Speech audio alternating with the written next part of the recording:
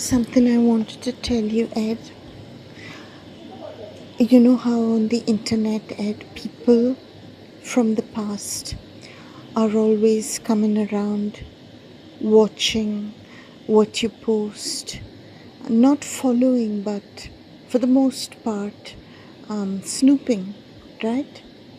Now, Ed, this is seen as a negative thing by most people, that people from the past come around you and they see what you post. And of course, the reason they're doing that is because they don't have any good intentions really towards you. There would be just a very rare person who'd be snooping around with good intentions. It happens, but it's rare. And I just want to say, Ed, that when somebody has a negative intention towards you, the opening that we have to their consciousness is huge, because they are already guilty. The reason they're snooping is because they are guilty.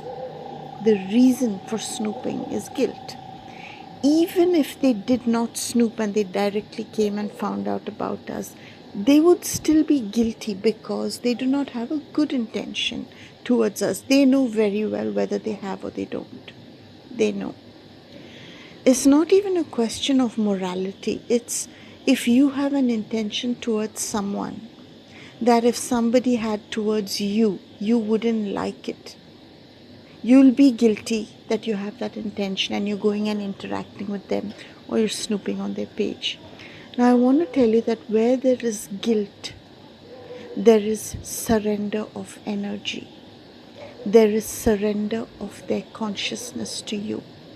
So when somebody comes and snoops, or when someone approaches you with not a good intention but a bad intention, they are essentially making themselves telecasters of your consciousness.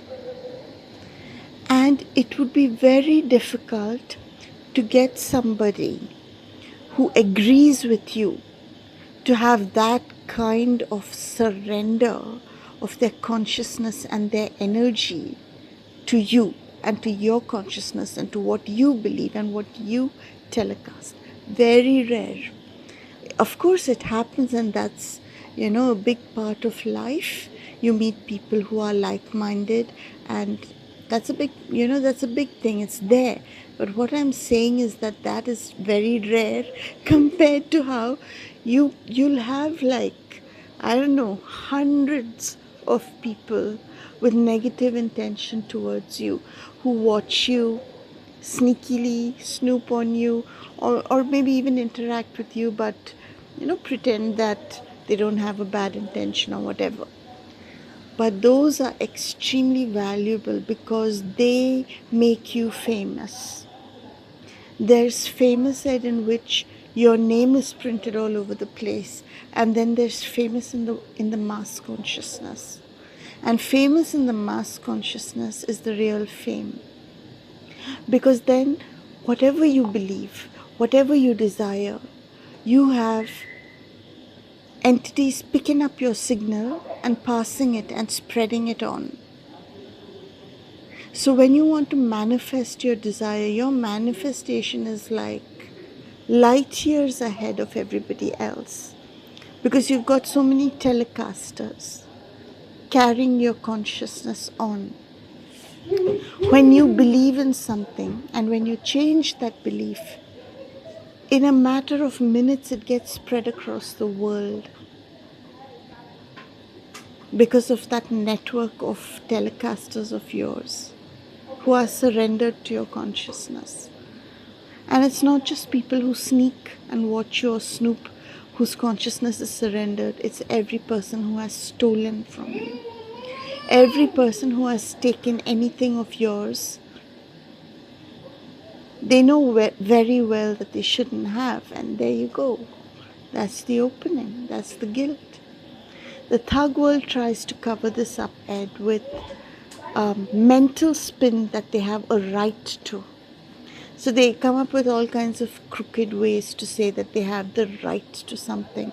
For example, they have local ritual authorities, Ed, and they spin that because they own the land, they own the right to all the energy on the land of the people living there. They know it's not true. That's why they need to do the spin.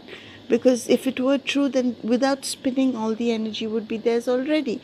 But they do the spin for the ritual, to spin it, make it like, okay, now I am now taking the energy from this person. If it was yours, you wouldn't have to do all this shit, you know? So they have spin, Ed, to make it like they have a right. But the more they spin that they have a right, the more it is a confession that they don't, and the more their guilt increases. Ultimately, this is why, Ed, those who do rituals, energy rituals, vampirism, they age quickly and they die and they get ill because of this, because they live in guilt, because they know what they're doing is wrong. It's that simple, really.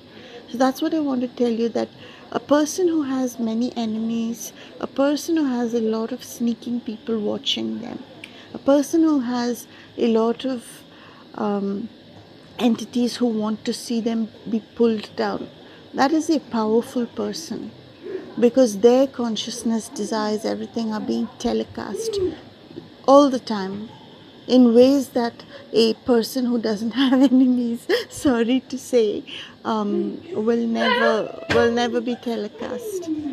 That's what I wanted to say, and I'm going to sleep now.